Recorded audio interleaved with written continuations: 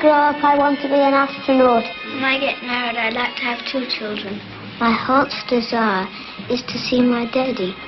I don't want to answer that. This is no ordinary outing at the zoo. It's a very special occasion. We've brought these children together for the very first time. They're like any other children, except that they come from startlingly different backgrounds. We brought these children together because we wanted a glimpse of England in the year 2000. The shop steward and the executive of the year 2000 are now 7 years old. In 1964, World in Action made 7 Up. We have been back to film these children every 7 years. They are now 35. Give me a child until he is 7, and I will give you the man. Is it important to fight? Yes.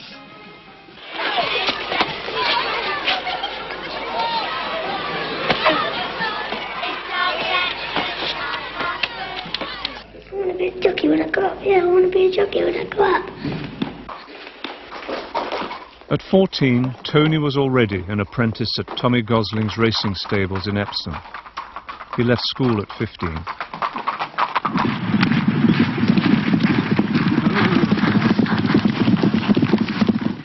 This is a photo finish when I rode at Newbury.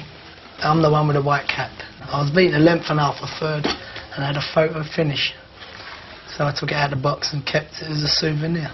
My greatest fulfilment in life, when I rode at Kempton, in the same race as Lester Piggott, I was a naive, wet behind the ears apprentice. All my years, from 7, all my ambition is fulfilled in one moment. And I eventually finished last, tailed off obviously, but it didn't make any difference to me. Just to be part of it, be with the man himself. Couldn't buy it. That was the proudest day of my whole life.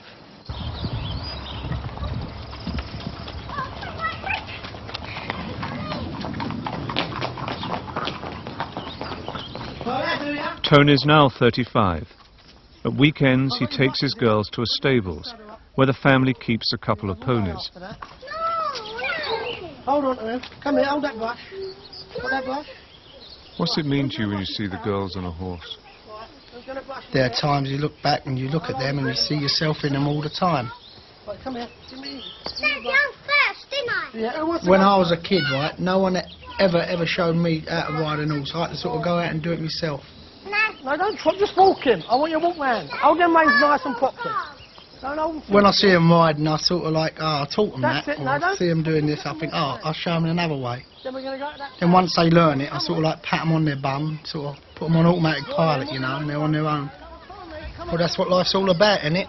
Giving your kids all the opportunities and the benefits that you've never had. Don't be afraid, never be afraid, they know. Horses were my whole life, flesh, blood. In my veins, it was, you know, all the smell, everything. Princess Anne to her horses and Lester Piggott to eat. That's how I felt. And you let it go? I let it go.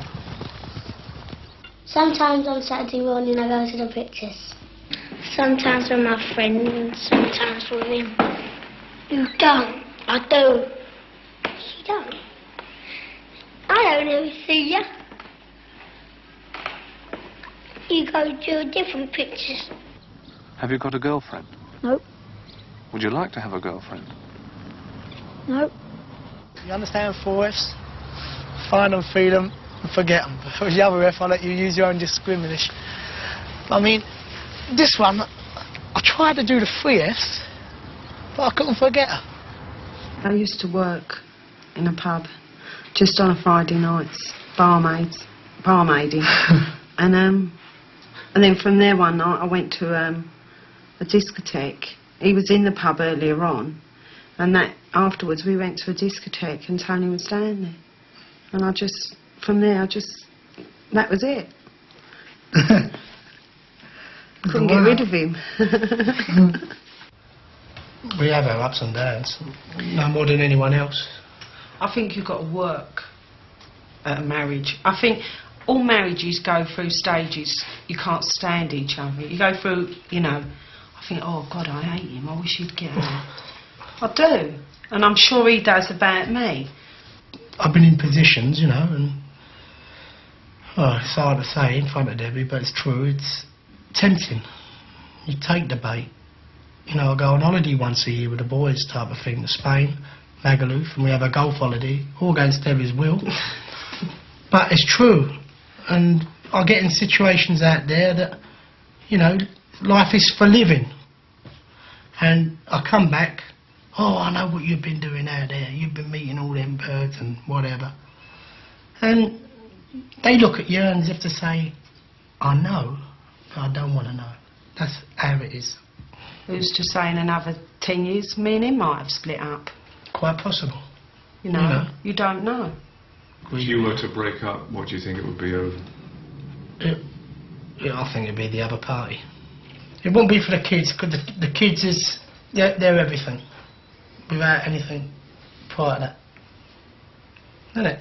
Mm. I mean, it'd break my heart knowing that another man could come in here and bring my kids up. There's only one ambition, and really, I want a baby son, and if I see my baby son, that is my ambition fulfilled. No one knows that, only you now. Tony and Debbie had a son, Nicky, who is now 13. They have 2 daughters, Jodie and Perry, and the family lives in North London. Listen, on Saturday, I got the Arsenal. One I was expecting on 28 Up, wasn't I, when you filmed that, but I lost that baby. I didn't feel that I could have any more. I really didn't want any more. But then anyway, I did. I know Perry. They are naughty. They're very naughty. They're the naughtiest kids I know. Nicky's like me. He's more placid. But Jodie's like how he was when he was 7. I do discipline them. I smack them. I'll put them in their rooms. I'll take things off of them. I do it. I discipline them, and he undoes it. So I'm fighting twice as hard with them. It makes it harder for me because he's too soft with them. Why do you think you're too soft with them? Because I love them so much. Do you bring them up the way that you were brought up? The upbringing I had, I saw more dinner times than dinners, without any question. And I did have my brother's clothes on my back for, you know, hand-me-downs. It's never done me no harm. I wouldn't have got away with my parents what my kids get away with. But in saying that, you do give them everything possible. All these designer clothes type of thing, the naff gear and Roebuck trainers. Now, my Nicky plays football, and she'll say, oh, Nicky wants some trainers, have you got 70 quid?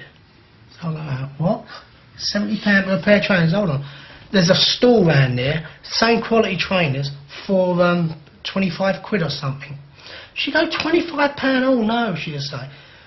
He can't go to school wearing that rubbish. She'll give him everything. The kid got an old bike, wants a chain put on and a few nuts tightened up, or whatever. Oh, can't have that bike, get a new one. Then in the next Christmas only because you don't put the chain and bolts in. I'm not that way. What will you do if you don't make it as a jockey? I don't know. If I knew I couldn't be one, I'd get out of the game. Wouldn't bother. What do you think you would do then? Long on taxis. At 21, Tony was on the knowledge, learning to be a London cabbie. For every person who think I can't be a cabbie over wrong, I'm going to get that badge and I'm going to put it right in their face. Just to tell them how wrong they can be and how underestimated I am. At 28, he had his own cab. What I knew you pick up, you see, I once met Kojak, I picked him up, and Warren Mitchell, Alf Garney, you know. Debbie's working in the day, so Debbie will be on her way home by 4 o'clock. The kids will be coming home for tea. Debbie will stop the cab outside, come in, cook the dinner. Then I'll sit down with the kids till about 7, whatever. Then I'll start the cab up because we work the same cab.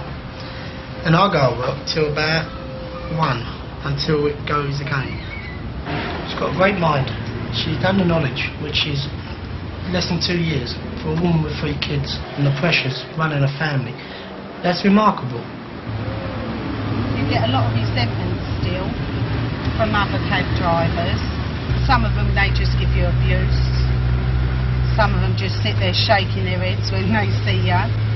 They get told to go home and do the dishes or go home and do your husband's dinner. I went to a knowledge school, and there I met other girls doing the knowledge, and we became quite friendly. We meet on a certain rank at Knightsbridge, and we go and have a cup of tea. We have to walk round Harrods, get a sandwich, use Harrods blues, have a little look round, spray the perfumes and the lipsticks. Does he do his fair share of the housework? No, he doesn't do a thing. He doesn't even bring a cup from one room to the other. I do everything. Sounds awful, doesn't it? Terrible. Oh, I'm not chauvinistic, don't get me wrong, you know, it's not a question of that. I have a very luxurious life indoors, right? And, you know, I'm not proud to say it or ashamed to say it. I'm just the way I am. I mean, I work as hard as I can outside, and when I close that door, the feet go up and I feel I deserve a rest. Would everybody please sit round now, get on with their work? I don't want to see any backs to me. Shouldn't be anybody turning round. Tony, do you hear as well? Get on with your work in front. Tony, don't turn round again. So what advantage do you think you've had over some of the other people that we film? Well, academically, probably they've had more advantages over me, aren't they? The fact they've had prep schools at a very early age, you know, they've benefited by it, which, you know, it tells obviously in this film. But as far as, you know, the stability in the backgrounds with their parents, they've missed out on that. Was it February the 9th, exactly 10 minutes past 9. Mother's having her last, well, at the time we never knew, her last breath. And she just died when we held her in her hand. And it was the worst moment of my life. With respect to dead, she was, and still is, the best girl in the world. And, I'm sorry, but EastEnders, they're all close to their mums and, you know, like everyone else, wherever you come from, but my mum and I've made it clear from when we done 21. I just loved her. That's right. That's what I think, isn't it? I'd never met anyone like his mum in my life. I doubt I ever will. She was a lovely lady. She was a friend to me. She wasn't a mother-in-law. And we used to go everywhere together, me and his mum. I know the young man from the time of his life afterwards. He died there and then. But he walked around until September this year. When you buried him, what did you put in his coffin? I put 3 cards and I put crown and anchor dice. I want a bet and slip and a pin because that was my dad's whole life. I'm at the graveside, I'm talking to her, you know, all little things, and I've got all images running through my mind saying like, Tony, go downstairs, get me 5 weights, you know, 1 and a penny. And I used to go in the shop. She used to throw the cotton in an air curler over the landing, and I used to tie the cigarettes on this bit of cotton, and she used to pull them up. And she goes, you know, see her in the end. Thanks, Tone, see you after school. Be good. And that's the way it was. And all little things like that. Mother having a drink in a pub, singing. Don't care, monkeys used to say. Don't care about nothing. The Prussians. Oh yes, oh yes, oh yes. They're nuts. Just have to touch them. Yeah, they can get what they want, can't they? If you've got to work for it, and it's them, I can just ask for money and get it. And they can buy what they want. I'm not a politician, so let them worry about what's coming for the next day. All I understand is dogs' prices, girls, knowledge, road, streets, squares, and mum and dad and love. That's all I understand, that's all I want to understand. How long are you going to be a cab driver? Is this what you want to do for the rest of your life? Well, at the moment, I'm very happy in driving a cab, but and I always considered owning our own pub. So obviously, I think within 2 or 3 years, once I get financially straightened out, I'm going to have a go at being a publican. We did eventually get a pub about 18 months after, wasn't it? Yeah. And we went in partnership with my brother-in-law, and I saw the pub going in one direction, he saw it going in another one, and after about 8 months or a year, wasn't it? Roughly. We decided to call it a day. Son, it's hard work out there. Come on, you're not reaching me yet. At 28, Tony was taking acting lessons. Dominate me, all right? Son? Yeah? Son, it's a big world out there, and obviously I can't get into it, Brian. All right, don't worry. Pardon the expression, but can you do my inside leg? He now works as an extra. Bruce Willis feels when I'll never go at anything, especially acting. I mean, but talent, who am I to say? I'm not going to say I haven't, but then again, who's to say anyone has? I promise you, not doing it's just the job, no more, no less. All that big eyes for stardom probably happened 15 years ago. I mean, but not now. Don't mean nothing, believe it or not. I don't want to change, because if I change, it proves the other Tony Walker was all fake. I know, and I've always said it, there's never ever a thing in my life I've never set out to do that I've never achieved. I wanted to be a jockey, thank God. I rode on a race with Lester Piggott, and I did it.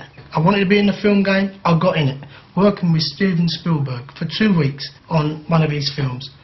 I made it happen on my terms, and now I can say I helped him. No more stronger in that respect. But you didn't pull it off. You didn't pull a jockey off. You haven't made it as an actor. You didn't pull off the pub. Well, it's better to be a has-been than never was, wasn't it? My ambitions are gone out the window now, because I'm running a family. I'm playing a role now. That is my role in life, I feel. But in saying that, coming to the age of 35, I've done everything what I wanted to do. And I've got no regrets, other than not making it as a jockey. That was my only regret. But we all live on dreams sometimes. But if they don't come off, unlucky, you go again sometime. Tommy, do you have any boyfriends, Susie? Yes. Tell me about him. He lives up in Scotland, and I think he's 13. And I'm rather lonely up there, because he used to go to school, but we used to play till about 6:30 when he comes home from school. And then we go in, and then he goes home to do his homework. Have you got any boyfriends, Susie?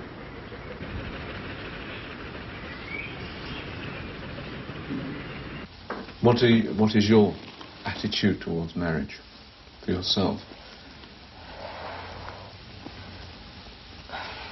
Well, I don't know. I mean, I haven't given it a lot of thought, because I'm very, very cynical about it. But then, you know, you get a certain amount of faith restored in it. But I mean, I got friends and their parents are happily married, and so it does put faith back into you. But me, myself, I'm very cynical about it.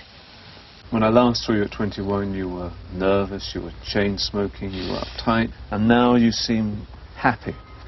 What's happened to you over these last 7 years? I suppose Rupert. I'll give you some credit. I'm now chain-smoking. I think, you know, you can't just walk through a marriage and think it's, you know, once you get married it's all going to be roses and everything forever. You know, you have, well, everybody has their rows, but we've never yet had a row that we haven't managed to sort out. And I reckon, really, we've got a pretty good marriage. When I get married, I'd like to have 2 children. I'm not very children-minded at the moment. I don't know if I ever will be. What do you think about them? Oh, I don't like babies. What was the biggest shocks to you when you suddenly were confronted with a small baby that you had to be responsible for? Panic set in, I think, that I wasn't going to be able to cope. Is it everything you wanted?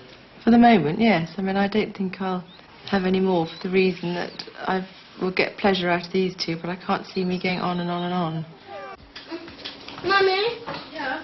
No, I want to. Very little has changed. My life probably is very much the same as it was then. I've had another baby, we've moved house, and that's about all. Thomas is at a prep school now as a day boy, which he enjoys. Oliver's at school, and Laura's just started this week. Is discipline important? Yes. There must be. I wouldn't want to bring up 3 unruly, rude children. I'd hate people to look at my children and think, oh, you know, they don't want to have them for the day because they're so badly behaved and rude. But then, you know, some days you can spend your whole day just shouting at them because they're behaving so badly. Do you like having a nanny to look after them, or do you want to look after them? No, I want a nanny to look after me. That's the bit of the bed, isn't it? We didn't have a third child because we desperately wanted to have a daughter. I mean, you know, there's no point doing that, but it was lovely when she was a girl. Because I feel the boys will go off with Rupert fishing and stuff, and I should be left on my own, so it'd be nice to have a girl around the place. Oliver's a very volatile child. It's him and I that have the problems. Right from the minute he was born. He screamed day and night, and he's never got any better. He's got learning difficulties. Dyslexia may come into it, we don't know yet.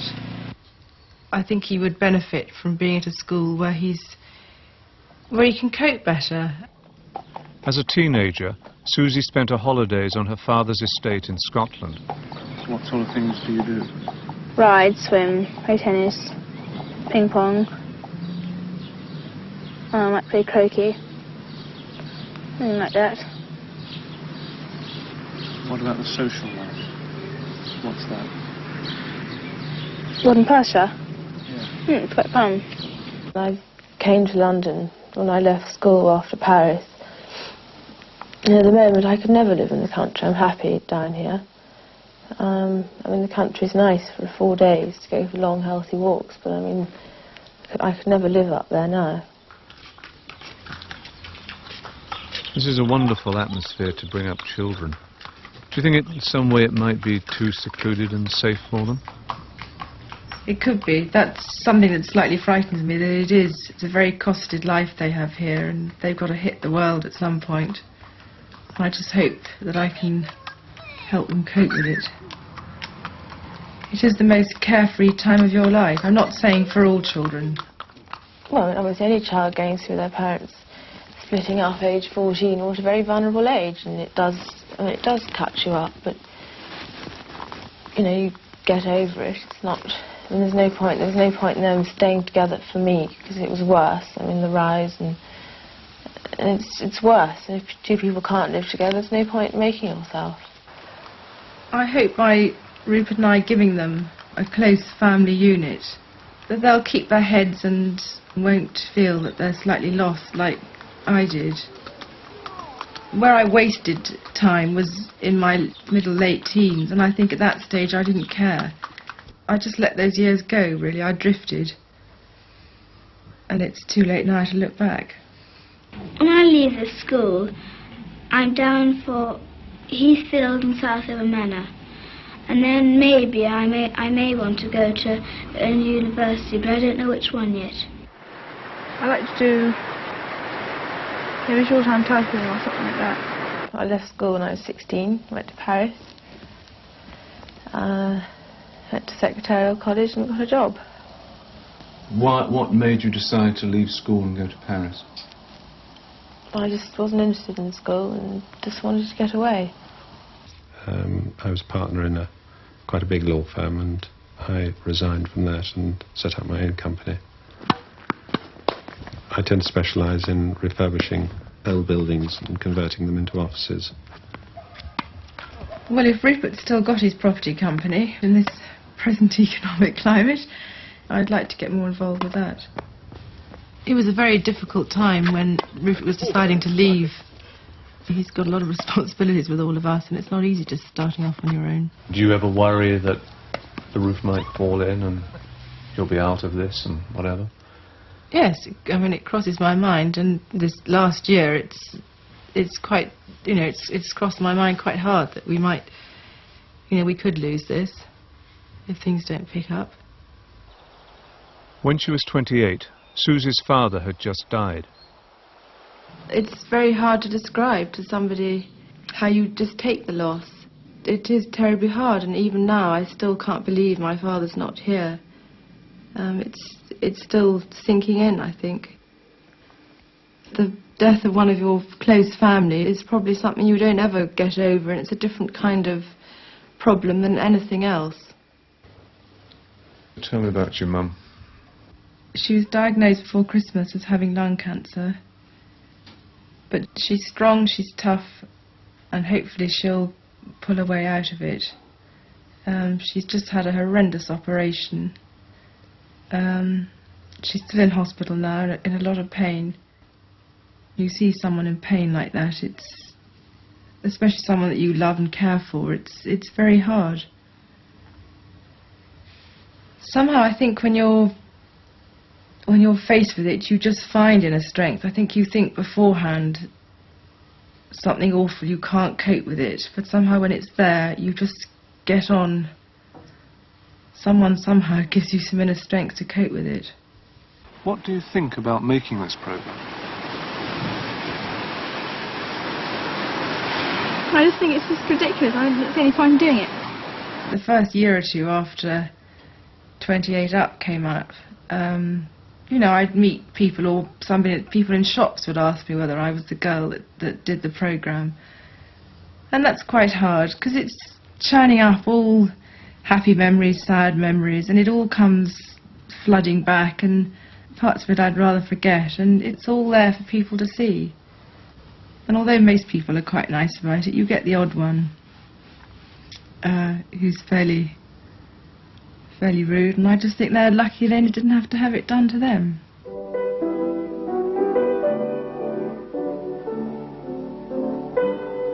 I've had a very privileged life compared to some people. I've never really had to struggle to make my way, but I don't think I've taken for granted what I've had either. This may sound very arrogant, but you can't, if I let it worry me, I'd worry myself to death. I can't change what I was born into. Well, I'll go into Africa and try and teach people who are not civilised to be more or less good. No, I don't want to be a missionary because I just can't talk about it to people. I'm interested in it myself, but I wouldn't be very good at it at all.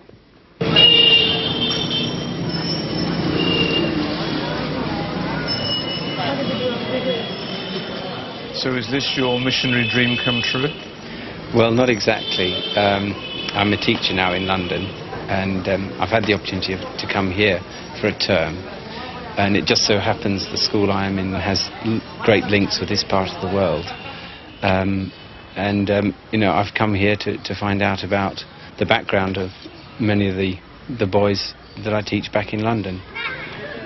At 35, Bruce is working in Sylhet, a town in the northeast corner of Bangladesh. Well, I'm earning my keep by teaching maths and helping the teachers here, helping them design courses of study, and I'm also teaching them English. They've all got quite good English, but practicing and improving their English. And then I've also got the chance to learn a bit of Bangla, which is very difficult and not doing very well at. Bangladesh, Bangladesh, Bangladesh, Bangladesh, Bangladesh, Bangladesh, mango, mango, arm. Verstehen, verstehst, versteht, verstehst, verstehst, verstand. Yeah, speak up. At 7, Bruce was at a pre-preparatory boarding school. At 14, St Paul's School in London. They don't sort of enforce being upper class and things like that at St Paul's. They suggest that you don't have long hair, and they do get it cut they teach you to be reasonably well mannered, but not to sniff on the poorer people. At 21, He was in his last year at Oxford, reading maths. Last coefficient, and by Eisenstein, you can show that this is irreducible. Then you do a transformation on this polynomial x equal to t plus 2. Good, that's a nice way of doing it, particularly using Eisenstein down here. His test is very powerful. Yes. I won't carry on with mathematics. I don't think I'll be a teacher. Chris, I'll be... Yes, sir. At 28, he was teaching immigrant children in East London. And to here, 25. Right, so if you think it costs you 25, then you're not It's so different from your own education where you're teaching now. Why? General education is better for society, I think. Public schools are divisive. That's with no statement about my education. My education was academically excellent, and I was very grateful for it. Do you understand the game? I think there is a class society, and I think public schools may help its continuance. And minus At 35, in Sylhet, he is teaching the older students. What does that become? I see education as a key to it all. You know, I mean, I think once your population becomes educated, it can think for itself a lot more and create wealth and create opportunities. X, good. Okay? Because you've got to get an x squared, okay? Now, when we come to the village, we're definitely going to go swimming. What do you like about Sylhet? I think so, yeah. Well, I think mainly the people and their hospitality. A couple of weeks ago, I went on a visit to a family with a teacher from this school. They lived in a one-room flat, but we were immediately invited in, and we sat round having food with them, and that's what hospitality means. If I was back in England and I turned up, say, to friends an hour before lunch with 3 people they'd never met, they'd say, well, let's go down the pub or something. I didn't agree with the Conservatives about what they were doing with the black people, you know, racial policy. Everybody has the capacity to be racist, wherever you are in the world. I think it's a natural human condition, though, to be afraid of something that's slightly different to you. I think that's the basis of it. I mean, I know academically it's defined as prejudice plus power. When you've got the power to do something about it, then you can turn it into something very damaging to the person who's receiving it. I think if you recognise that as an emotional condition, maybe you can use your intellect to check yourself. Has a country like this got any future? I think it needs an awful lot of help. The amount of general poverty, I think, is growing. You know, you see so many children working. I mean, it used to be a rich area 200 years ago and more. People would call it the pearl of the Bay of Bengal. You know, people wondered at it. And it's not that now. And that's not unconnected with the British rule here.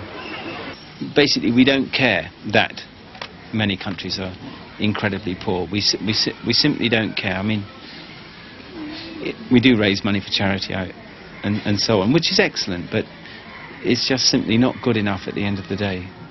Well, my girlfriend is in Africa, and I don't think I'll have another chance of seeing her again. You got any girlfriend? No, not yet. I'm sure it will come, but not yet. I mean, I do think a lot of people think too much about it. What happened when you burnt your fingers?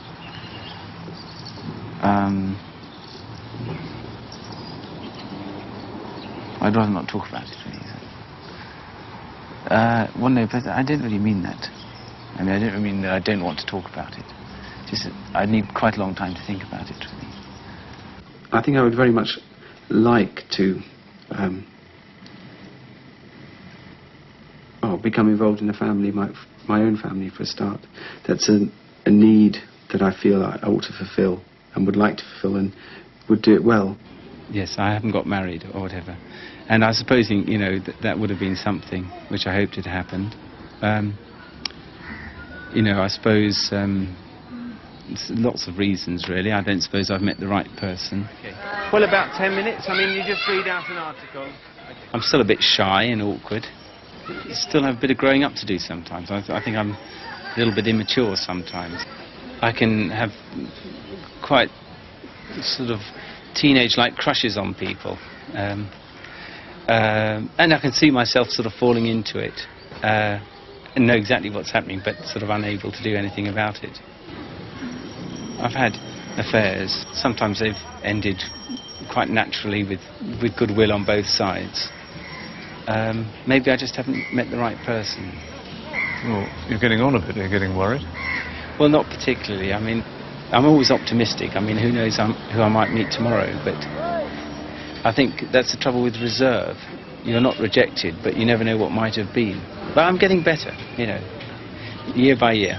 I think we all grow up. What are the qualities in a woman that you look for? Well, somebody I get on with, I suppose. Not particularly not particularly attractive or whatever. I don't want this to turn into a sort of a dating agency video.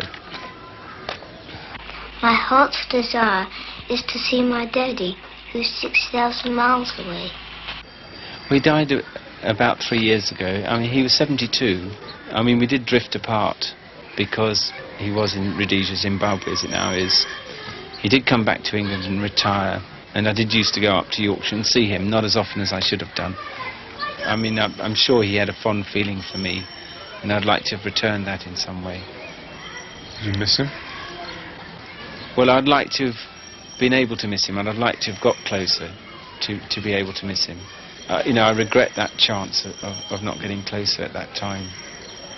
You always need people to care for you, because if you disappoint yourself by acting badly in a particular way, you tend most to hurt the people who love you, and you know, where would we be without having people to love you? At 28, Bruce was living in a council flat in East London. He's now in primitive lodgings in the middle of Sylhet. Is money important to you? Well, not really. I mean, I have enough to live on. I don't know whether teachers deserve more money. My gripes have never been about money. They've always been about conditions of work. I find it horrible that people care so much about money. There are many more finer things in life than that. You know, people who bought the shares and the privatisation issues just to make quick money. I just thought, well, what are you about in life? Is that it? You know, I didn't want any part of that.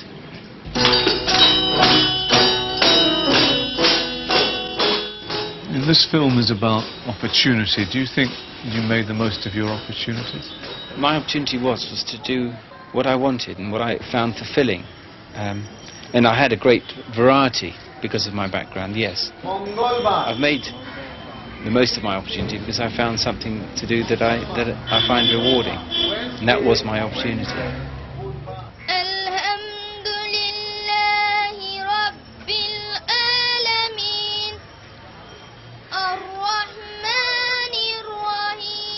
I see education as being very important, you know, which is why I'm distressed by something which I see in Bangladesh, you know, the young kids working so hard.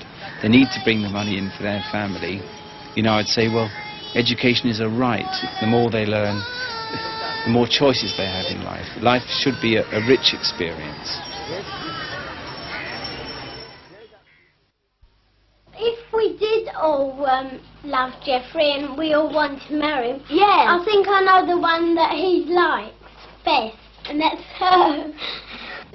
Plenty of boyfriends, but not one. Yeah, not one in particular. You're friends with plenty of boys, you know. We had a teacher at school that his favourite ploy was, all you girls want to do is walk out, get married, have babies and push a pram down the street with a fag hanging outside your mouth.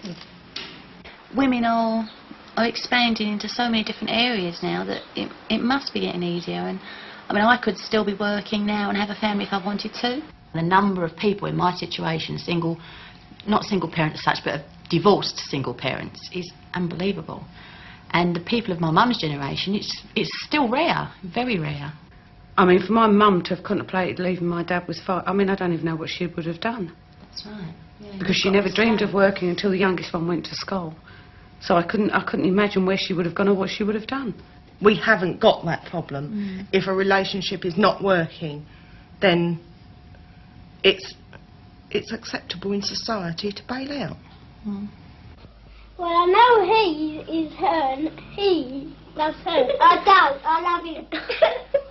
I don't think I'd get married too early. I like to have a full life first and like to enjoy meet people myself before and before you can commit yourself to a family. Sue was 24 when she married Billy. They had 2 children, William and Catherine. I think that to get married young, there must be things that you miss. You must miss that crucial stage of being yourself, because the minute you get married, you're no longer a single being, you're a partnership, and that should be the idea behind it. Go on then, you go first. What was that one? Turn it over and put it back in the same place. Just after we made the last one, I had Catherine, and then she was about a year, and marriage started to sort of dissolve around us, really. And we decided to go our separate ways. I've never sat down and thought, well, what was it? Was it this? Was it that? I just knew it wasn't working. And the discussion really was the best way of splitting up, rather than, you know, why are we splitting up? It was a really strange... I think it seemed so obvious to both of us that it was probably easier to do than it should have been.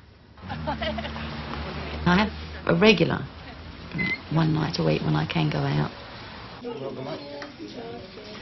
It just happens to be that in this particular circle, most of them are separated or are divorced. You have common problems, so sometimes it's easier because you recognise each other's problems with babysitters. You know that it's not always possible to drop everything and go out. I think that women want more out of life now. That is basically why they won't put up with a less than happy marriage. Are you ready for a long-term relationship? I don't think you're ever ready for a long-term relationship. Either it happens to you or it doesn't, really. I certainly wouldn't kick one in the teeth if it creeps up on me. Yeah, I mean, why not? Did you meet enough men before you decided who to marry? I've been married a year and a couple of months. You do think, Christ, what have I done? See, I've still got my... And I'm being honest about it.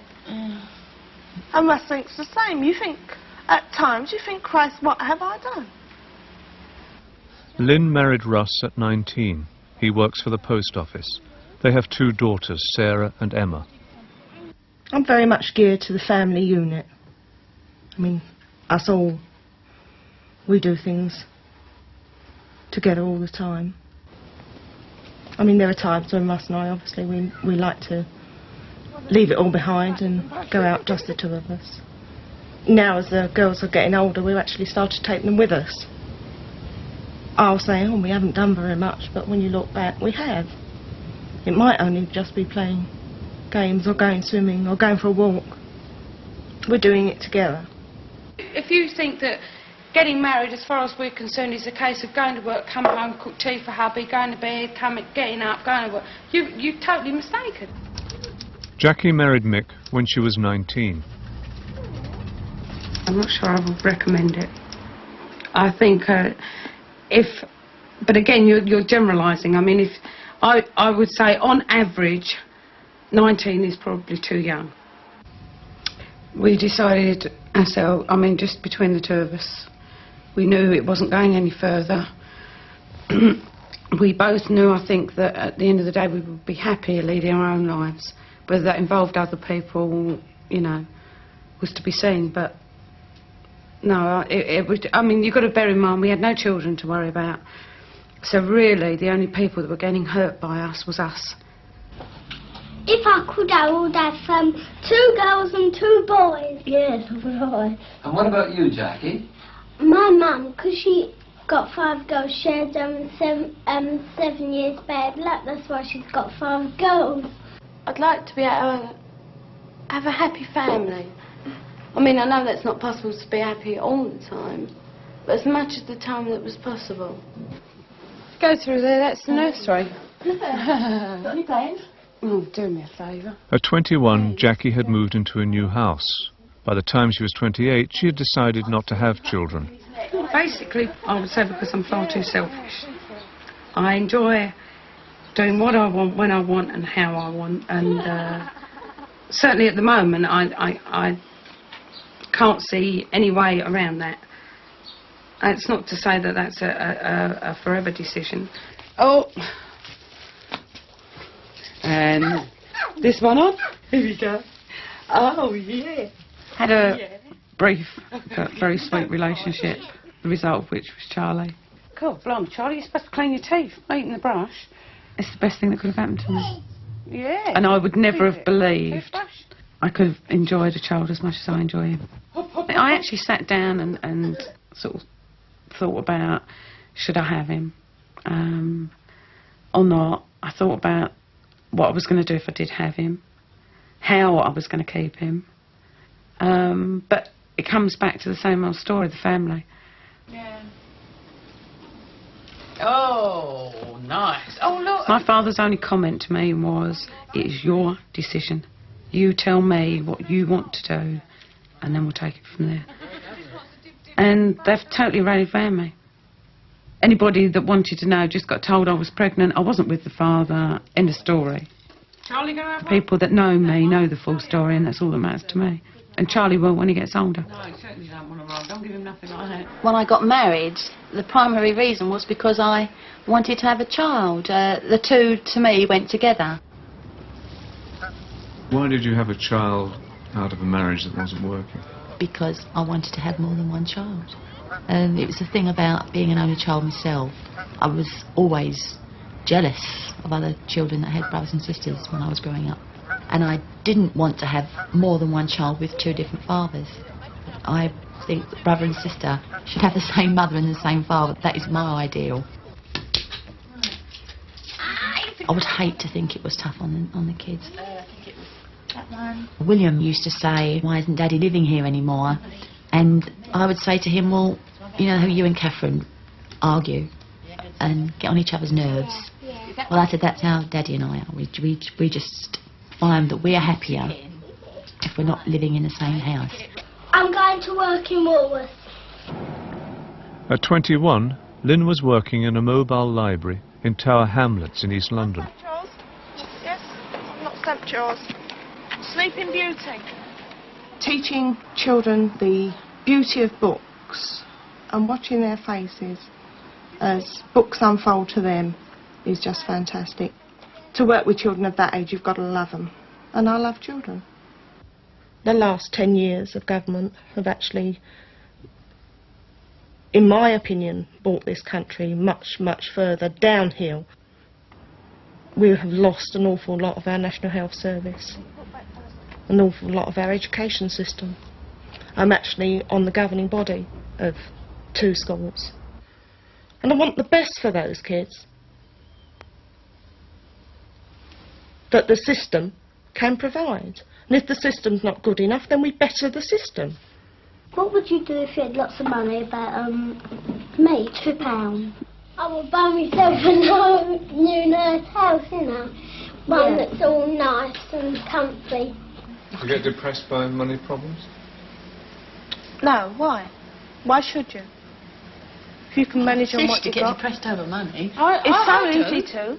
But why should you? Why when I bother reach about the it? 18th day of the month and my mortgage is due on the 20th and there's nowhere near enough money in there, I get depressed about it, obviously. What money? It was hard, first of all, when I gave up work from having a fairly high salary to nothing was hard. But you get used to it, whatever your circumstances are. You live in them, you get used to them and you cope. Everybody does. Sue now works part-time for a building society. Everything's changed for me because I'm now supporting myself a lot more than I was, say, a year ago. How did you feel about living off social security? I hated it, really, hated it, yeah. Perhaps it's old-fashioned values. I mean, my mum and dad have certainly never been in that situation, but then my mum and dad have never been single parents either, so, you know, you have to do what's best for you and the children. Thanks very much. Bye. I took a year off when I had Charlie and the state kept me for that year.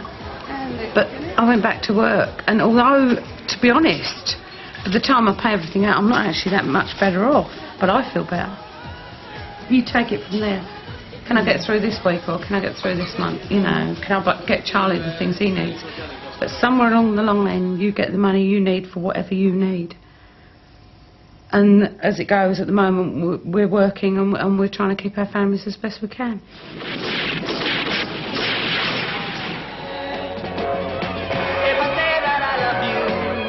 Why is it that you three haven't changed so much, do you think? Perhaps we've grown up. We've all had a stable background with stable relationships all the way through. I mean, the same people are there now that were there then. She initially went into hospital for an exploratory operation. They found out she had cancer. Although at that stage we didn't really know how bad it was. She was ill at the time. They started chemotherapy and radiation treatment, and she was just so bad. Mum badly wanted to come back to the family, and the family needed her here. She then spent 9 months ill. I wouldn't have wished on anybody.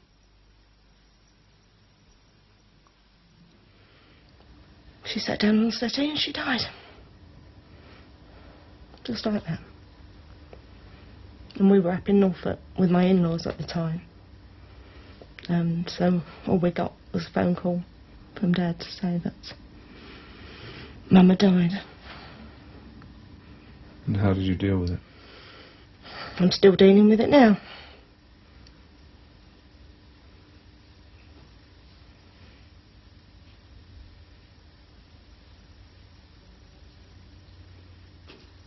But then although she's not with us in body, she's still with us in spirit.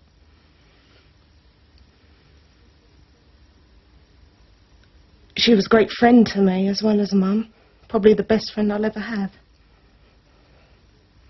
And as you see, it still makes me very emotional now. It's only 2 years. For some it probably seems, oh, it's a long time. It's not very long. The part is that you don't help them, they'll sort of die soon, wouldn't they? Some people are just born into rich families and they're lucky. I don't see why they should have the luck when people have worked all their lives and haven't got half as much as what they have. It just don't seem fair. But we only had a limited choice anyway. I mean, truth be told, I mean, we didn't have the choice of private education because they couldn't have afforded it anyway. So we just went to the school that we wanted to go to and we made the best of it when we were there. That is something that perhaps when it comes to our children, we would say to them, why not go further? All I'm interested in, probably the same as the other two, is what is good for me, what is good for my son, and that's it. I don't sit there envying maybe what Susie could do for her children that I can't do for mine. Yes, I'd love the money to be able to put him all around the world. I'd love to be able to do that, but I haven't got it. And at the end of the day, I'm going to do what I can. At this precise moment in time, it's probably one of the best times of my life. Come here, come and put your top on. I think probably because I got Charlie. He's totally transformed my life. A lot of the times I obviously pull my hair out, but certainly for the better. So yes, I'm a lot happier within myself. People around me have noticed that. So it's a good time for me. Kiss a cuddle. I don't really want Charlie to be an only. I'd love him to have brothers and sisters. But not necessarily loads of them, just, you know, one would do, actually. I think Charlie would like that as well. I think Charlie would love it. A year ago, Lynn started having blackouts. She took medical advice. They stuck all these tubes up inside me and discovered that I've got these veins up here that shouldn't be there. In your brain? Mm-hmm. And what can they do about it? Not a lot at the moment. They're investigating other treatments, but the surgeon said that he doesn't want to operate at the moment because the risk, it's too near the optic nerve, and there's an 80% chance of hitting the optic nerve. So is it frightening to know you have this condition? It was for about a week, but it got itself into its own place within my system, where it's sort of amongst my rungs of priorities, and I overcame the fear of it. Now it doesn't worry me at all. We've all got little secret dreams. I mean, I loved drama at school. I loved to sing, along with millions of others. So I would have liked to have carried that further. I mean, it was discussed at one stage, you know, going to drama school and pursuing it, but I really, at the time, didn't have the bottle. Didn't want to give up work and income. As a young person, I was quite enjoying myself. I didn't want to risk all that to follow the dream. So are these good times, Sue? Not particularly, no. I've got 2 lovely children now. But it's like another crossroads for me now. I don't know which way I'm going to go, what's going to happen. I'm on my own, basically. I'm starting again. Are you changing?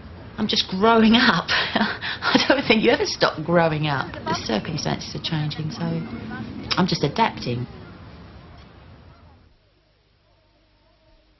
When I grow up, I'd like to find out all about the moon and all that.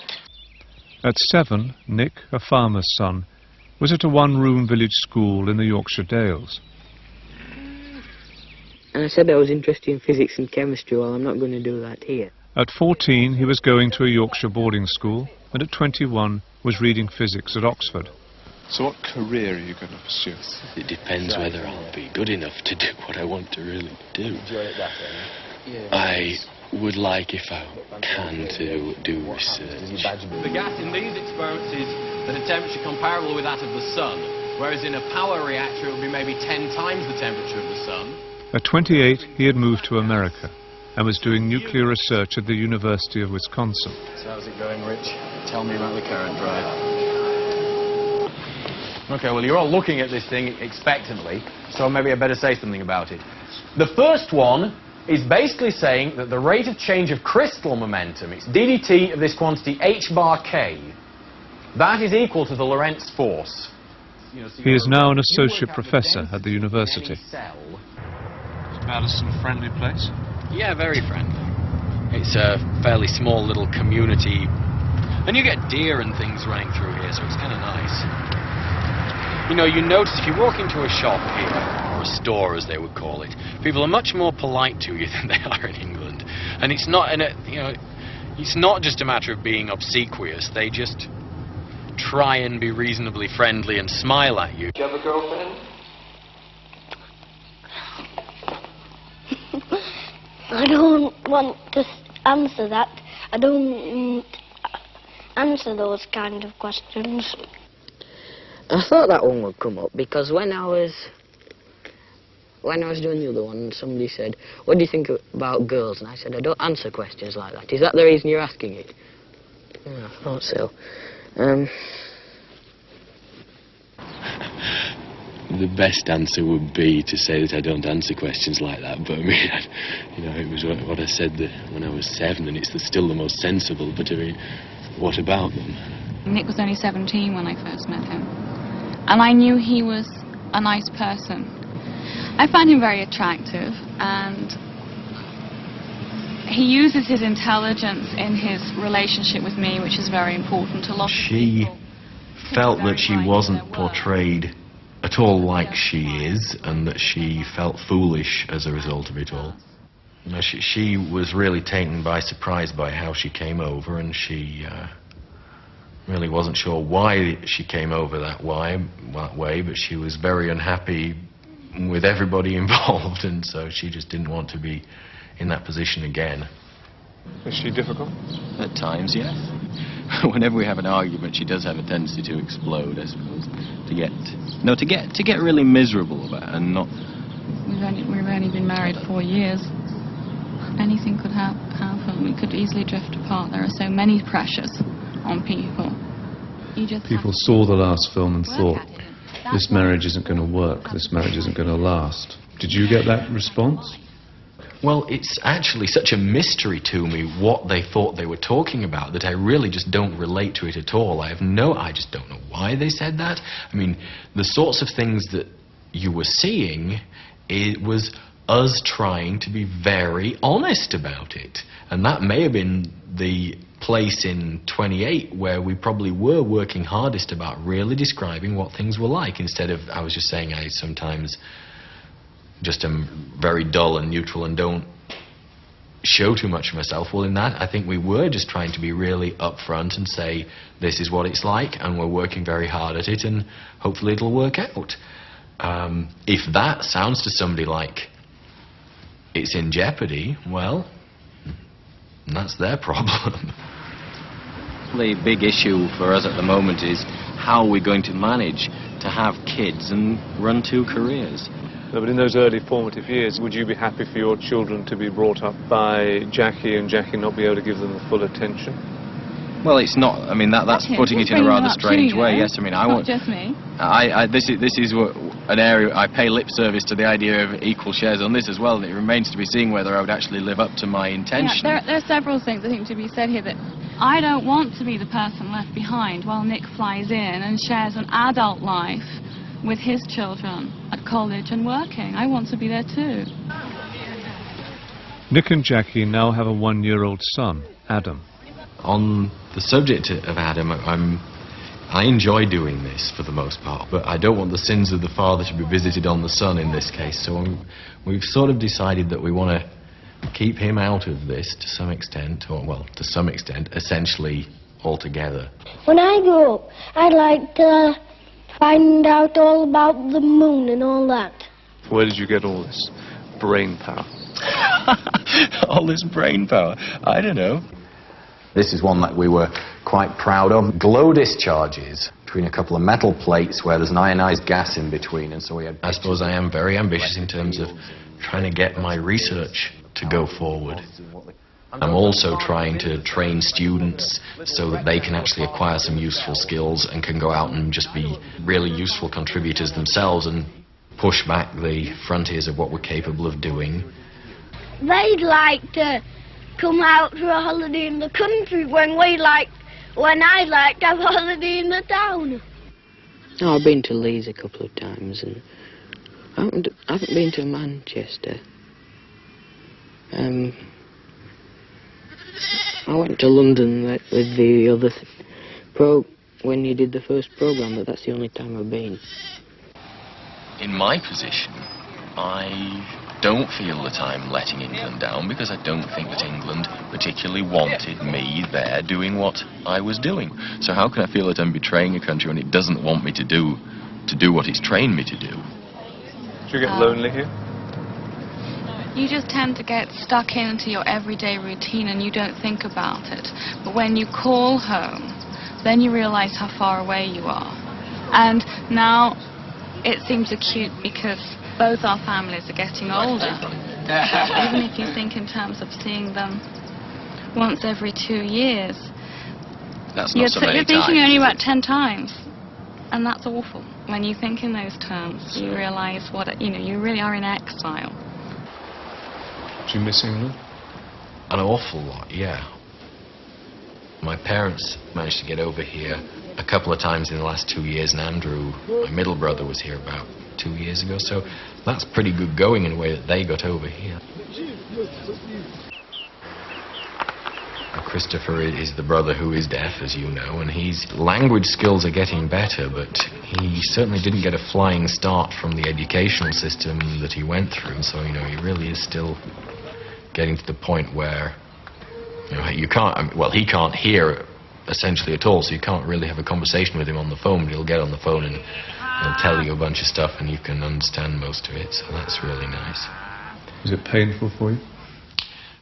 Well, the thing that was emotional to think back on was the situation when he was probably a year old, and it was really becoming clear to everybody that, despite the fact that his doctor had originally insisted no, he wasn't deaf, that it became pretty clear that he was. And, at the time, I just sort of desperately was hoping it wouldn't be true, that somehow, some sort of miracle would happen and he would turn out not to be so.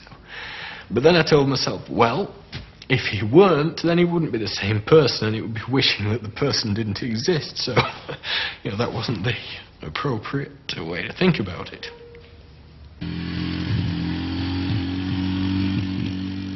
Do you think you can build a life here?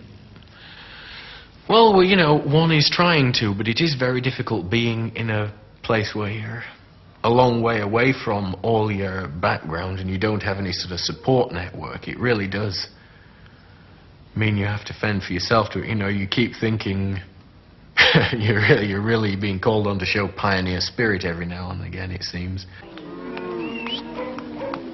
I don't have this urge that you sometimes hear people saying of, I want my child to have all the things I didn't. I don't look back and think I was deprived.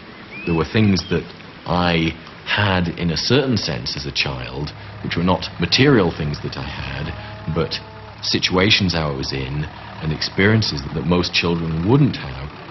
Growing up on a farm and actually working on the farm and being in the situation of being told, clean out that calf shed, really has sort of made me very determined to get things done and not give up halfway through something. It develops a sort of a streak of stubbornness that can be useful. Now, the trouble with me is that I tend to take the streak of stubbornness too far, and I have to try and mellow out a bit. Have we travelled a long way since that 7-year-old in his big muddy boots? I suppose an awful long way, yes. I mean, I'm sure there's a lot of the same personality that was in there is still here. Still easily embarrassed and confused. I mean, I think that you can see that the saying about give me the boy until he is 7, I'm quite prepared to accept that there's a lot in that. If you could look at me at 7 and see through the sort of superficial things and the silly things I was saying, or if you could see to what made the child tick, there was probably an awful lot in there that's here now, yeah. I read the Financial Times. I read the Observer and the Times. What do you like about it? John? Well, I usually look at the headlines and then read about them. About it. What's the point of the programme? It's the point of the programme is to reach a comparison. I don't think it is. Because we're not necessarily typical examples. And I think that's what people seeing the programme might think. Yes. Falsely. I mean, they tend to typecast us. So everything we say, they'll think, oh, that's a typical result of the public school system. Yes. Certainly true that more people know they have more options or imagine they have. I think in practical terms, the difference in numerical number of options isn't that great. But the mere knowledge creates an option in itself. Yes. So I think we do have more options. And it is undesirable, but it's very difficult to correct. I don't think it is undesirable at all.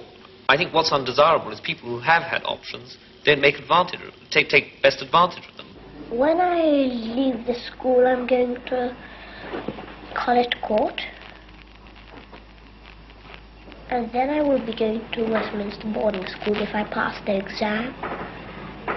And then we think I'm going to Cambridge and Trinity Hall. John went to Westminster School and read law at Christ Church, Oxford.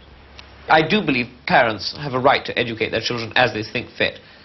And I think someone who works on the assembly line in some of these car factories and earning a huge wage could well afford to send their children to private school if they wanted to. At 21, we asked him what career he would pursue. Might be at the bar. Doing what? Perhaps chancery practice. I now have a career. I'm a barrister. Other than that, life chugs along in varying degrees. John entered the Chancery Division of the High Court and specialises in company law. How wonderful! Have you told Alexandra? When I leave school, I'm going to the Dragon School. I might. And I might go to, after I might go to Charterhouse, Marlborough. And I can't remember all other places, but because Mummy's got so many, but there's some of them. What about university, Charles? I might go to Oxford. Charles went to Marlborough, but he didn't go to Oxford. In fact, instead he went to Durham University. I'd say I'm pleased I didn't, because there's very much sort of starting from Marlborough, prep school, Marlborough, Oxbridge, conveyor belt. shoved out at the end. And what did Charles want to do? Hard to say. Probably scribbling away in some basement of some London newspaper or something. Charles did scribble away for an East London newspaper and then moved on to the BBC, where he is now a producer. He married last year. He prefers not to be on television. I'm going to Charterhouse, and after that Trinity Hall, Cambridge. Andrew went to Charterhouse and Cambridge, where he read law. I'd like to be a solicitor, and also fairly successful. At 28, Andrew was a solicitor in a large London firm. What qualities do you think it needs to be successful? Well, you have to have a legal ability in my business, obviously, and you have to have a sort of bedside manner as far as your clients are concerned. Because there's no good being brilliant if you can't communicate with your clients. At 35, he had become a partner in the same company. Well, I work in the corporate department of a large firm of solicitors in the city. That is, dealing with things like mergers and acquisitions, joint ventures, general corporate advice, putting deals together for clients. What do you think about girlfriends at your age? What do you think? I've got one, but I don't think much of her. I don't think I financially come from the same background. Andrew didn't go for a haughty deb. He went for a good Yorkshire lass. But I mean, obviously he knew what he wanted. At 28, Andrew had married Jane. Well, I suppose the most important thing that's happened is that we've had 2 children. One 5 years ago, Alexandra, and then a couple of years later, Timothy. We've also moved out from central London over to Wimbledon. We decided we should look somewhere where there was a bit of green space, so we moved out here.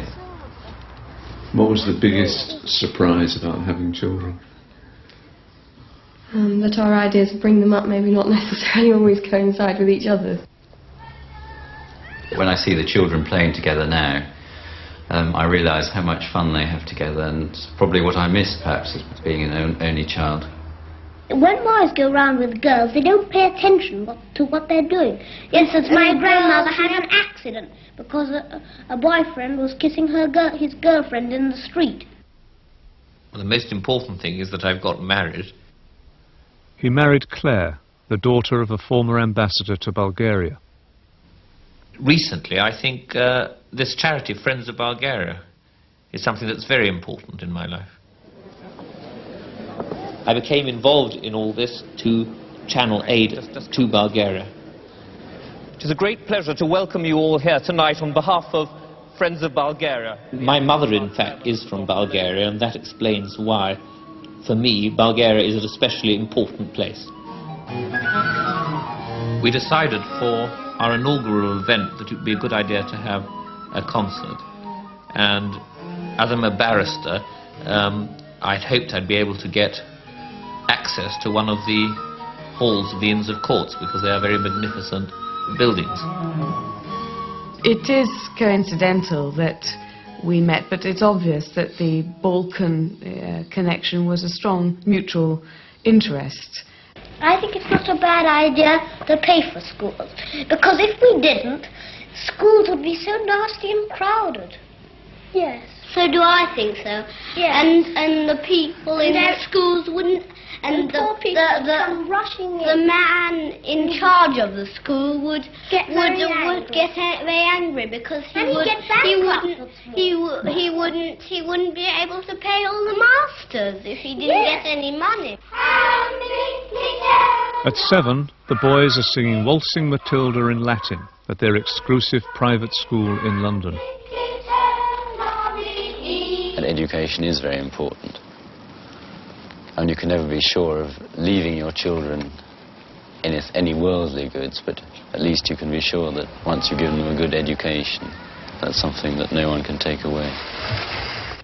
The important issue is drawing the distinction between allowing people to spend the money they earn, in other words, low taxes, and also putting enough money into the infrastructure, things like education, health service, transport system. And that's a very difficult balance to draw, and I'm not sure that we're doing the right thing at the moment. I think more should be being put into that. And I think perhaps people would be prepared to pay higher taxes to to pay for that sort of thing. Yes, that mustn't be late there. Yes, I must say, all this talk about opportunities, it's something I did slightly object to in the programmes. We were shown at the age of 7 outlining sort of the academic sort of career that most of us did in fact pursue, you know. We didn't show the sleepless nights, the sort of poring over our books, the sort of, you know, all the sweat and toil that got us to university. It was presented as if it was just, you know, part of some indestructible birthright that we went to all these places, and I thought that was unfair. It didn't show us sort of having to do beastly jobs in the holidays. If I had a son, I would like to send him to Westminster, where I went. Where I suspect the public schools, or the major public schools, win over the state schools is in the quality of the staff that they attract.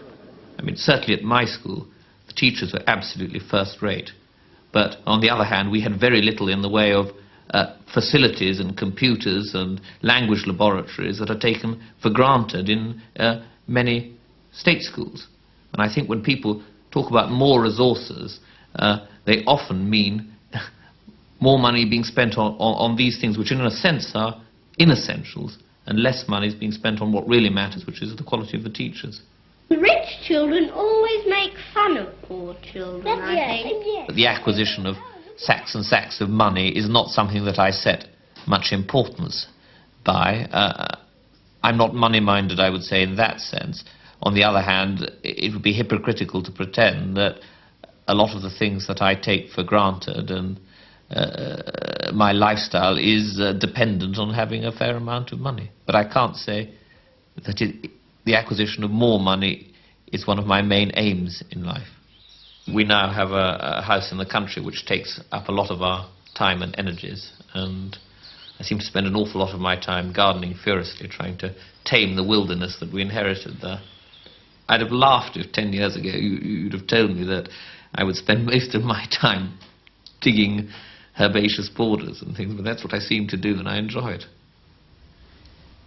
One good thing about having quite a large house in the country now is that I've taken up playing the piano, because I always had a piano in London, but with work I never had time to practice, and now we've got room to house a piano in the country, and I find I am now practicing quite a lot and beginning to get it back a bit. Certainly, I can never tell the difference between you playing and the CD playing when I'm out of the room. Yeah, very good. Very good. Well, she's very diplomatic. No, it's true. Does money concern you a lot? No, I think as long as one has enough to be comfortable, that's really what one should aim for. We took the children skiing for the first time last year, at least Alexander, and he really enjoyed it. Is the family unit the most important thing in your lives?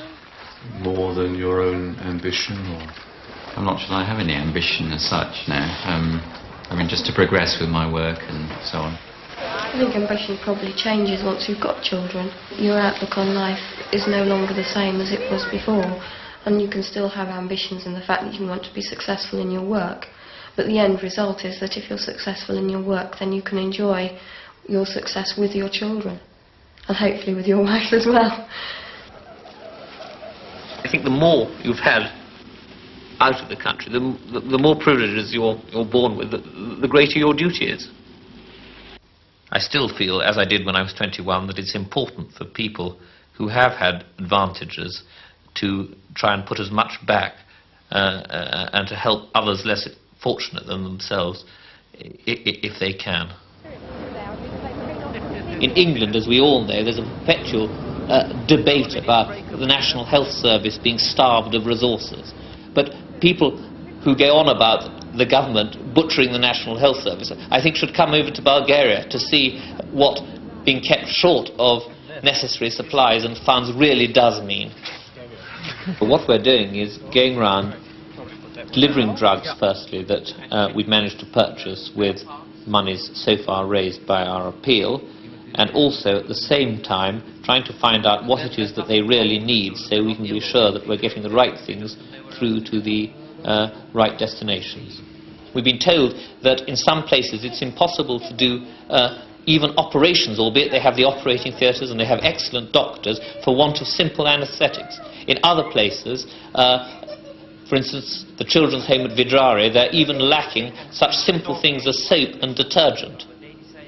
These are things that we can supply in England very painlessly, and yet here they really make a lot of difference.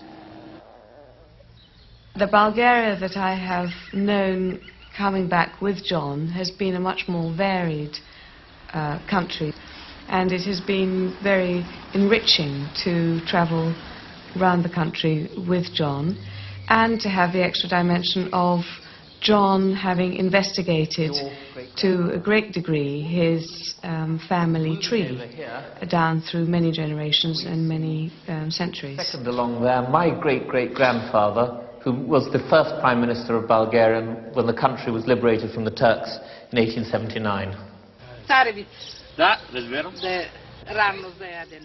Well, I think everyone needs to have a feeling that they belong somewhere, and that there's a plot of land or somewhere where they hail from and their roots are. Within the last month, a new agricultural law has been passed returning land to its former proprietors. We think that some part, at any rate, of this property will come back to us. And I, for one, am very excited at that prospect. It belonged to my grandfather, his brother, and they farmed it in the whole estate in partnership with my great-grandfather. Looking at it with a professional eye, I've dealt with worse than this in Northamptonshire. I don't think there's anything that couldn't be sorted out given 6 months or so, and a couple of house guests to stay. Do you think you and Claire could live here? Ask me that in 7 years' time. I don't think much of the accents. Neither do I. What's been the effect of being in these films on you? I don't think there has been any effect, really. From time to time I meet someone who I've never met before who says, I think I've seen you somewhere before, haven't I? And I say, well, perhaps. I try not to talk about it. It's so mechanistic. You got 3 minuses in a day. He's a pest. And I must say, I mainly laugh when I see myself at 7. Obviously I said some shocking but extremely funny things in retrospect. It has to be said that I bitterly regret that the headmaster of the school where I was when I was 7 pushed me forward for this series, because every 7 years a little pill of poison is injected into... I know. Well, it's the truth. I dislike intensely being on television. I refused to do this programme last time round, and I'm only doing it this time because I see this as an opportunity to draw the attention of viewers in this country to the awful problems in Bulgaria, and in the hope that they may wish to do something to help the situation here. I don't like the big boys hitting us and a prefix sending us out for nothing. I know I prefer to be alone, really. I find it hard to express emotion most of the time. Although I'm getting on top of that, worn out, you know. I mean, just a simple thing to say to sort of Susan, you know, I love you, something like that. I mean, I can tell you about it, but I really haven't been able to say it freely to Sue, you know. What was it that you fell in love with? What is it about him? His helplessness, I suppose. It was the motherly instinct in me to pick him up and cuddle him, and he's also very good looking, I think, but he doesn't agree with me. And in the summer he's got this cute little bum in shorts. I mean, I can tell quite a few stories here, but the one that really irritates me the most is when we have an argument, he says, that's it, leave me. And I say, fine, all right, I will one day. But that's it. You know, after all these years of marriage, we've been married for, what, 13 years now or something, and he still says, you're leaving me. Well, one day I might just pack my bags and go, yes. At 7, Paul was at a children's home in London. Were you happy at the children's home in England? We didn't mind that, really, because we didn't know what was going on, because they're a bit young. My mother and father they separated originally, I think. They eventually got divorced. I went to the boarding school for 1 year, and then we immigrated to Australia. My father got remarried. And how did you get on with your stepmother? Pretty well, but like I said before, I mean, I'm not just not close, I'm not really close to my father either. Do you have any regrets about the fact that you weren't closer to him when you were younger? Yeah, I suppose it's all wasted time in a way, I suppose. I mean, he was always there, you know, I could always talk to him, but it was different. A lot of people that go out to Australia and live, English people, they grow up without family, you know, and then all of a sudden Paul's come here and he's got all this family that he sort of half knew existed. Now, the first one, the red brick one... So Paul brought Sue and his 2 children, Katie and Robert, to visit the family for the first time. Do you think about England much when you're in Australia? Only when the cricket's on. I mean, I'm in awe of everything I see, because I've always wanted to come to London. I've always thought it'd be a great thing to do. And all of a sudden I'm here and I'm having a great time, and Paul and the kids are just, I'm just dragging them along behind like an anchor, you know. Come on, we're off. But no, it'll be really interesting, because I've always had lots of family, and I love this sort of stuff, you know. A bit of a show pony. That's Graham. When the crunch came and we were coming over here, I didn't want to do it. It's just something in me that holds me back. It's shyness or something, I'm not sure. Well, I'm not really good at meeting new people, I guess. That toy. Is there any way you would want to be a father any differently from the way your father was to you?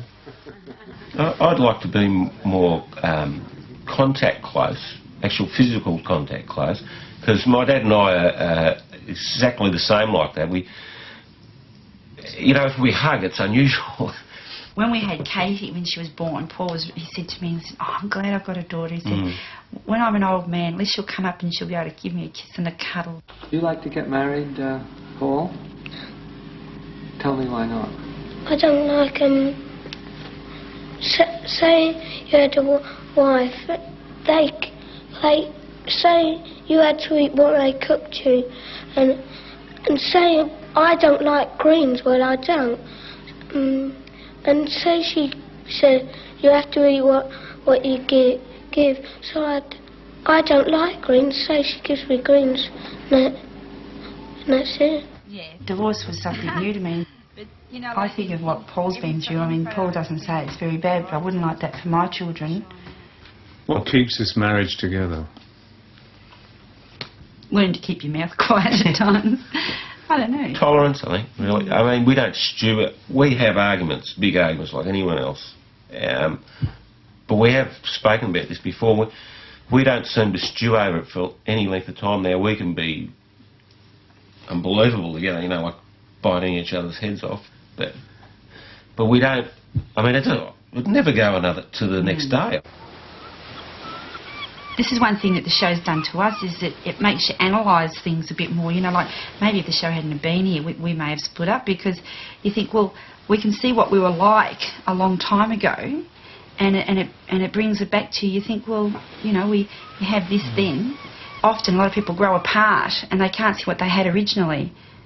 I don't think the show could actually hold you together. No, but what it's showing you is what you had in the past. Yeah. In their 20s, Paul and Sue sold up, bought an old van and travelled through Australia. I think it brought us closer together, because, you know, we really got to know each other and we relied on each other so much. It gave us our own peace of mind that we could settle down and now have a family, that we had done something. We hadn't just been nobodies and lived in suburbia all our lives. We'd done something that we were proud of, that, you know, we'd accomplished on our own. Being together so much, it was hard. But then we settled down, and we must have settled down really well, because I got pregnant and everything, so something must have been going right. The family settled down in a working-class suburb of Melbourne. The mark taken by Watson, Are you ambitious for your children, Paul? I said something about wanting Robert to be a brain surgeon. That was a joke. I mean, like, if he's a brain surgeon, it could well, but it'd be nice to let them go one step up from us, I think. At the moment, I'm pretty happy with Katie, and I'm not having a go at Rob, but I've got fears for Robert, because he's struggling a little bit. He's only been at school for 2 years, been in preps in grade 1, and he's had 3 teachers already that say they don't know how to motivate him. What does university mean? When the last show was on, I said to Robert, do you think you'll go to university? He goes, well, what's university? It just floored me. It just proves that high education isn't a major point to us. I mean, just getting him out of first grade was a major importance to us, and so university seems a long way off, and so we just take each year as it comes. I was going to be a policeman, but I thought how hard it would be to join in. I just haven't made up my mind yet. I was going to be a phys ed teacher, but one of the teachers told me that you had to get up into university. At 21, Paul was working as a junior partner for a firm of bricklayers in Melbourne. By 28, he had gone out on his own as a subcontractor, but it didn't work out. Since then, he's had a variety of jobs in the building trade. Well, I'm more of a tradesperson than a business person, really. I've never had any business training, and if I've got natural ability, I probably haven't used it. Where did the confidence go? I mean, did I lose it because of it, or did I never have it? I think the confidence was never there. I think it's just, it might run in the family somewhere, sort of thing. I think maybe it's the lack of security that he felt when he was a child, perhaps. That's my theory alone. I mean, that's the old thing, isn't it? When one of your parents are taken away from you, you lack security. And the monitor's up in the washroom, sending us out. Well, there's no talking. No, I wasn't talking. Katie now has this saying, oh, you know me, I'm hopeless. And it's just Paul, oh, you know me, I can't do this.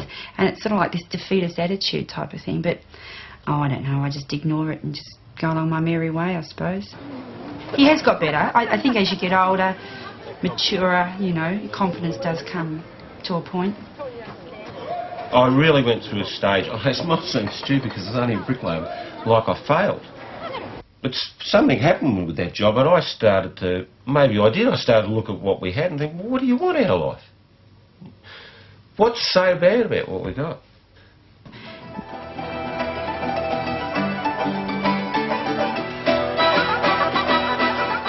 Do the two of you have a dream now? I've always wanted to move to the country, and I wouldn't mind a small property. It doesn't have to be big or flash. It's more relaxed style of living and an attractive sort of lifestyle. We've just been together for so long, we just sort of plod along together. Yeah, like, I mean, I enjoy his company and he enjoys mine most of the time, yeah. I know that he's going to come home to me every night. I'm going to have someone there. He's very secure that way. She does put up with a lot. I mean, I can't be that easy to live with. I'm nice, but I'm not that easy to live with.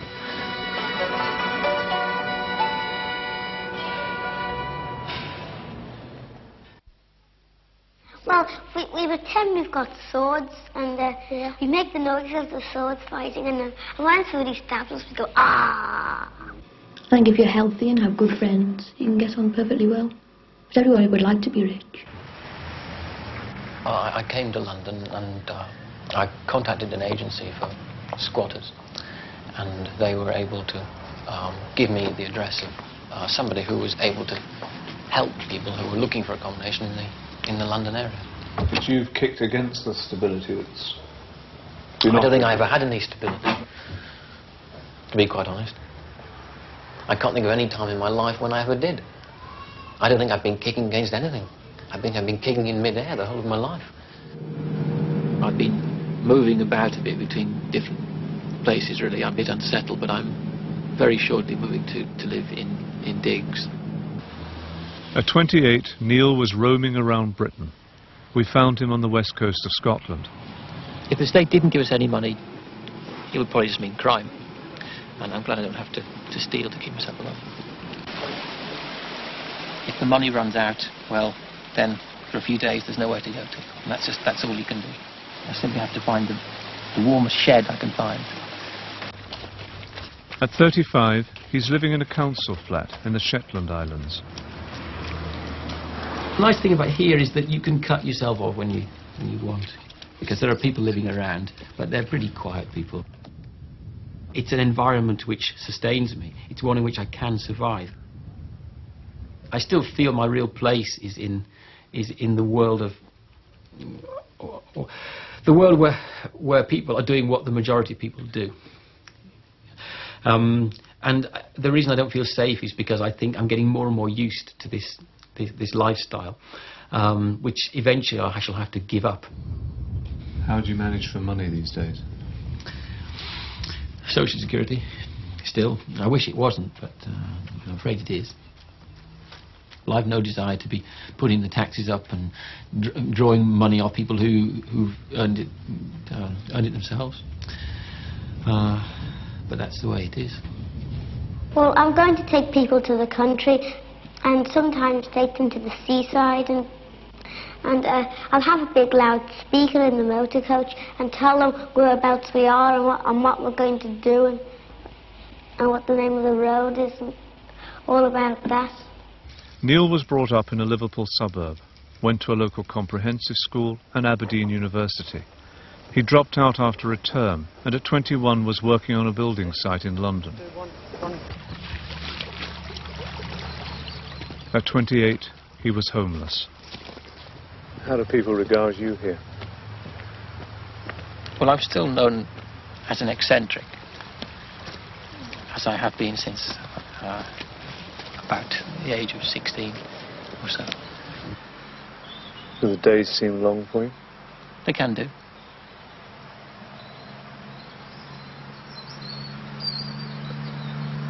Do you have any friends anywhere? I have some good friends still in England. Neil settled down in the Shetland Islands a couple of years ago. Hello, Neil. How are you? Is this community important to you? Yes, it has to be. This is where I live. It's been very good to me. People have been especially kind in many areas, and I'd like to be putting something back into it, and we'd be putting something back into the whole of Shetland, not just into this area.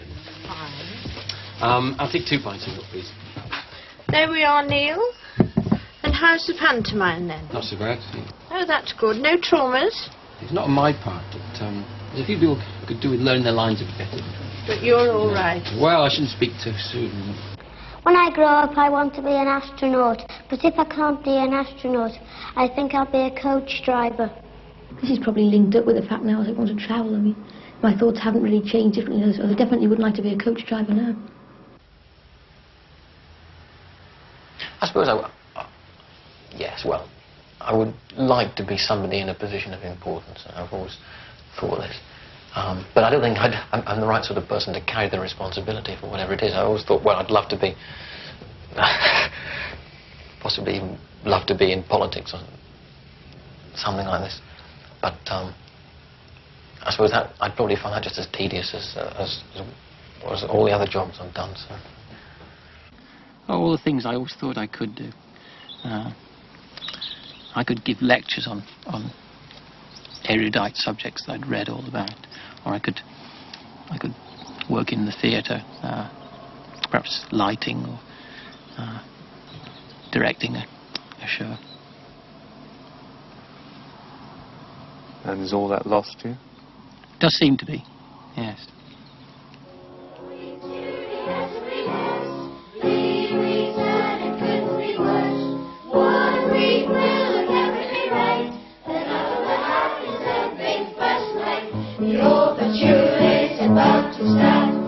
The Village Pantomime, 1990. Beauty and the Beast.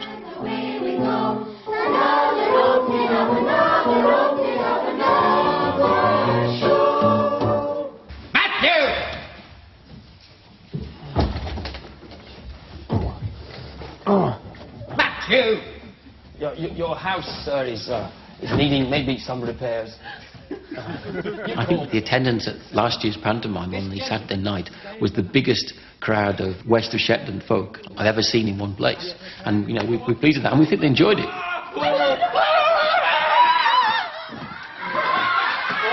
We've had good receptions in other parts of Shetland as well. We did tour one play. I think we're moving into an age when there's going to be more stress on the community.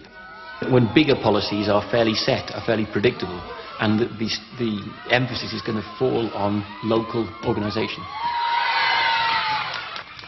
You directed it last year and you're not this year. Why is that? Well, the specific reason is that we had a preliminary meeting, and my name was not put forward as the one they wanted. So why would that be? Probably because I like to do things in my own way. I'm perhaps quite an authoritative director. I have my own idea of the performance before we even start. And I don't like people to deviate from that. And during the course of the production, of course, people come along with suggestions. No, I accept suggestions. I don't just go along without listening to people. But I know how I want the thing. And once I deviate once from that idea, the whole thing actually falls apart. It's not a work of art anymore. I'm not claiming that I've produced marvellous works of art, but I do know what I'm aiming for. Alas, poor master, still sleeping. Shall I awaken him? I think everybody wants to be somebody, and when you can't actually be anything in your ordinary life, if you feel there's a sphere in which you can excel, then it's great. I mean, I know how much pleasure people who take photographs get when their work is praised, and that's, you know, perhaps it's much the same thing. Just having a quick look at your plan, as it stands. What I have done, I've taken lists of all the community halls in Shetland with their capacity. Neil is trying to organise a professional touring theatre company. If a hall only seats 60 people, it may not be worth putting on a show there. So, I mean, what was your response then to the fact that only 4 folk turned up at the... I was disappointed, but I think it proved the point that I've been trying to make, that you can't just expect people to turn up for a group from outside Shetland when they don't know what the thing's about. I've had an instinctive feeling that I was a writer since I was 16. I never really wanted to be anything else. I would actually pay to have something published, because I think that's important. I think if I could find somebody who would recognise something. There must be something in what I've done. I don't think it's all useless. I probably am overvaluing it, but I know how much effort went into some of it, and on that strength alone, I just can't believe it's useless. With each successive play, I don't know who I'm trying to speak to and what I'm trying to say to them, whether they're listening. I just keep going because that's what I feel I should be doing. In the winter, if you lived in the country, well, it was just all wet and there wouldn't be anything for miles around. And if you get soaked if you tried to go out, and there's no shelter anywhere except in your own house. But in the town you can go out on wet, wintry days because you can always find somewhere to shelter because there's lots of places. I don't think I've been typical of the environment in which I lived. What my background has given me is a sense of just being part of a very impersonal society. You finish the week, you come home, you plug into the TV set for the weekend, and then you manage to get back to work on Monday. And it seems to me that this is just a slow path to total brainwashing. And if you have a brainwashed society, then you're heading towards doom. There's no question about that. Well, it weren't too bad last night, anyway. It was better than it's been for a while, I think. There was enormous reaction to you in the previous film. What did people see in you, do you think?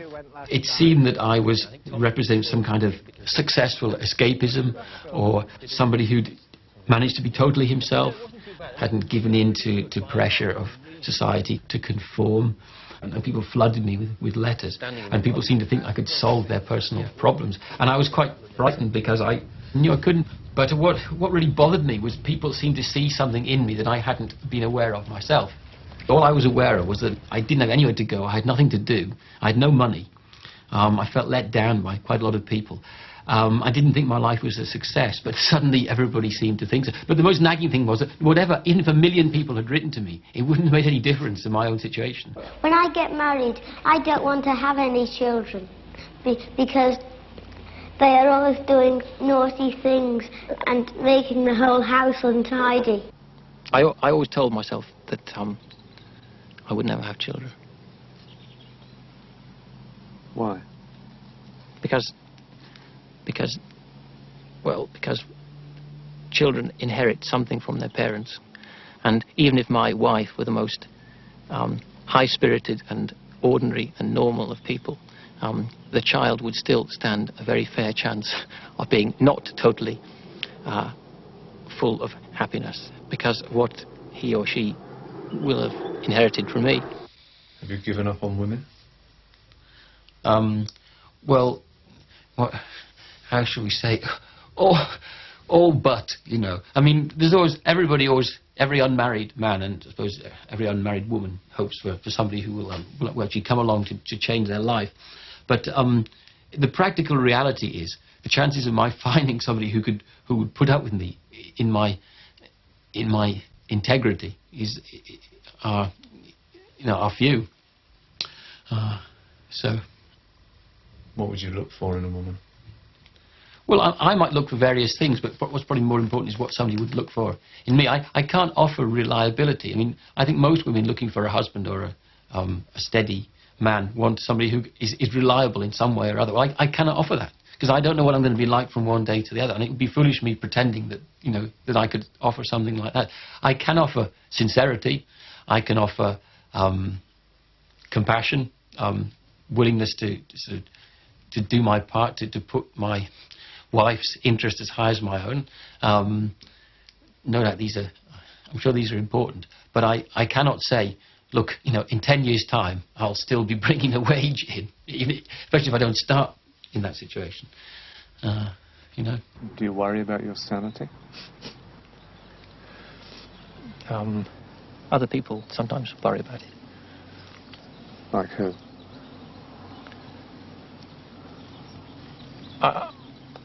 As I said, I sometimes can be found behaving in an erratic fashion.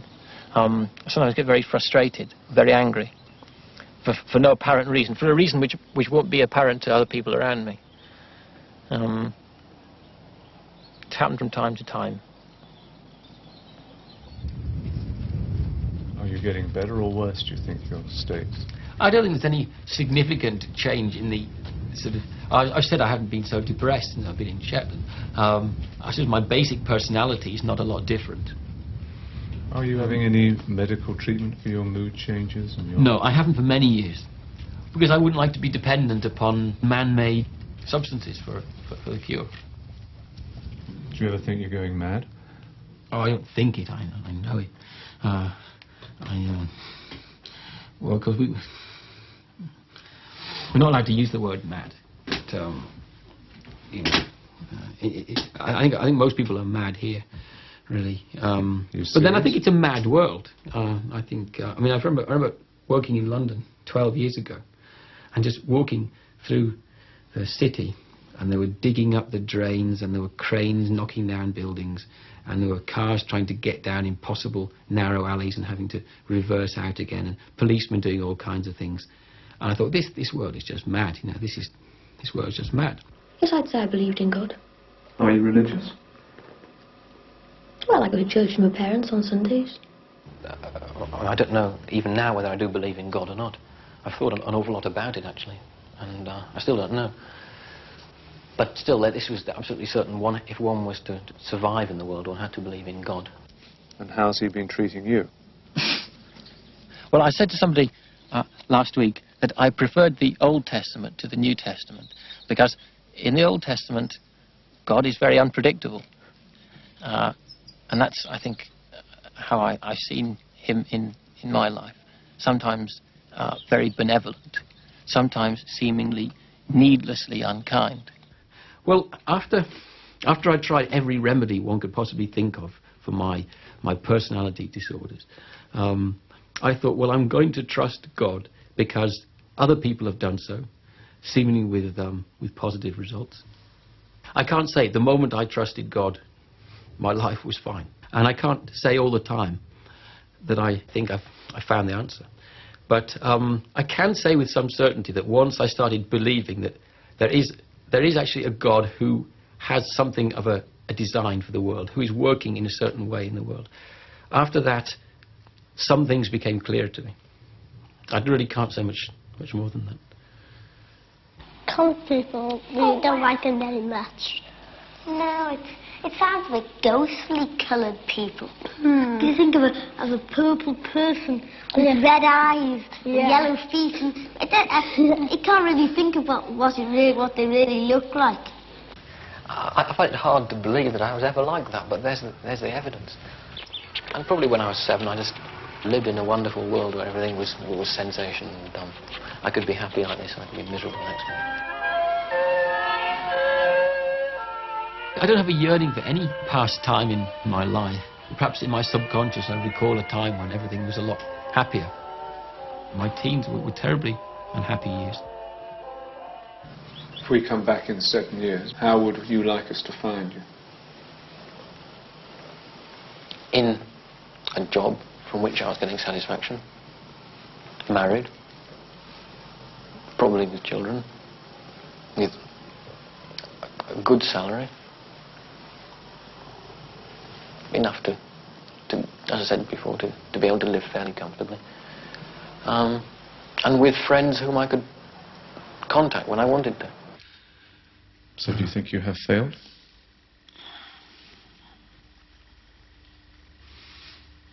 Can't really judge. Do you feel you failed yourself? Well, my life isn't over.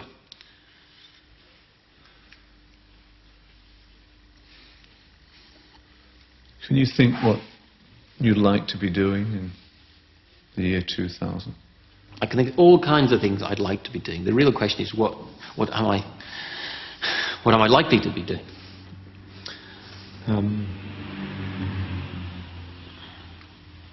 What are you likely to be doing? And that's a horrible question. I tend to think the most likely answer is that I'll be wandering homeless around the streets of London. But with a bit of luck, that would happen. I always feel that somehow a good fairy has waved a wand over me and saved me from that. Because that seemed very much what the end would be for a while. That's perhaps why I cling on here. I know how tempting it is to escape into fantasies, to believe that I already am a successful writer, to believe that I've got lots of friends, to believe that if only I had done such and such, my life would have been different. But I mean, the most difficult thing is to accept the reality, to be what we are in a situation we're in. That's terribly difficult.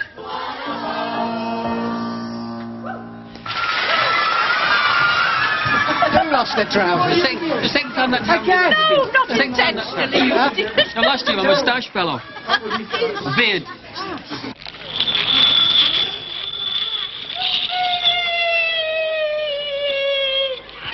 At the end of their very special day in London, after their trip to the zoo and the party, we took our children to an adventure playground, where they could do just what they liked.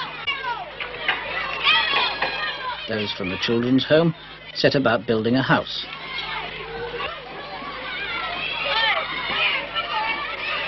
There's Nicholas.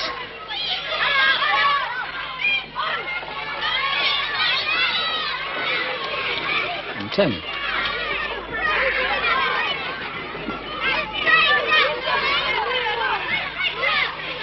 Andrew.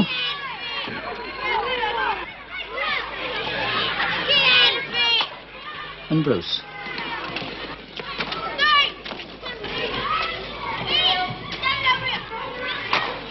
John.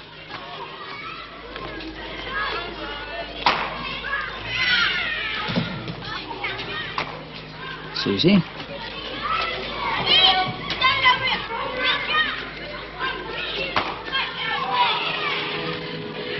Jackie and her friends.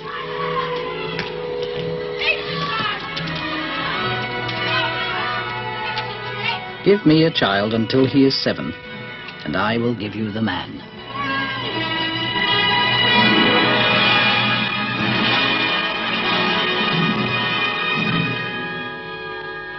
This has been a glimpse of Britain's future.